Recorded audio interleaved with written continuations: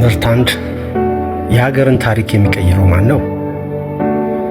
የሀገርን ታሪክ በእውነት የሚቀይረው ማን ነው? ፖለቲከኛ ወይስ ክርስቲያን? ሰላም ወገኖቼ፣ ዛሬ ሕይወታችንንና የሀገራችንን ዕጣ ፈንታ ሊቀይር የሚችል አንድ ትልቅ ምስጢር ይዤላችሁ መጥቻለሁ። ከዛሬ ጀምሮ የሀገርን ታሪክ መቀየር በሚል ርዕስ ለተከታታይ 30 ቀናት የሚቆይ ልዩ ትምህርት እንጀምራለን። የመጀመሪያው ትምህርታችን ኃላፊነቱ የማን ነው የሚል ይሆናል። ሁላችንም እንደምናየው የሀገራችን ሁኔታ ሲበላሽ፣ ሰላም ሲጠፋ፣ ኢኮኖሚ ሲደክም ወይም የተለያዩ ችግሮች ሲፈጠሩ ጣታችንን የምንቀስረው ወደ ፖለቲከኞች እና ወደ ባለስልጣናት ነው።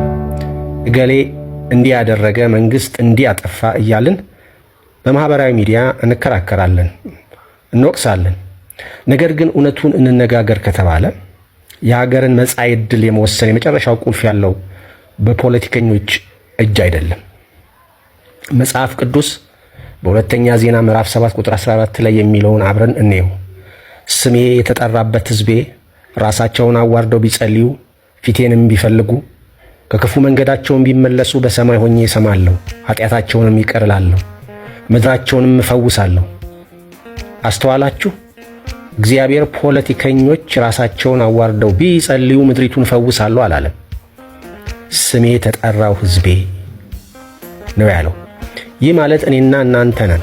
እግዚአብሔር ሀገርን የመፈወስ፣ ታሪክን የመቀየር፣ ሰላምን የማምጣት ኃላፊነትና ስልጣን የሰጠው ለኛ ለክርስቲያኖች ነው። እኛ ጉልበታችንን አጥፈን ስንጸልይ፣ እግዚአብሔር ደግሞ ምድራችንን ይፈውሳል። ስለዚህ ወገኖቼ ማማረሩን ትተን ወደ ጸሎት እንመለስ። በእነዚህ 30 ቀናት ውስጥ እንዴት መጸለይ እንዳለብን፣ ሀገርን በጸሎት እንዴት እንደምንጠብቅ እና ታሪክን እንዴት እንደምንቀይር በየቀኑ አጫጭር ትምህርቶችን እንማራለን። ይህ የ30 ቀን ልዩ የጸሎትና የትምህርት ጊዜ እንዳመልጣችሁ አሁኑኑ ፕሮፋይሌን ፎሎ አድርጉ።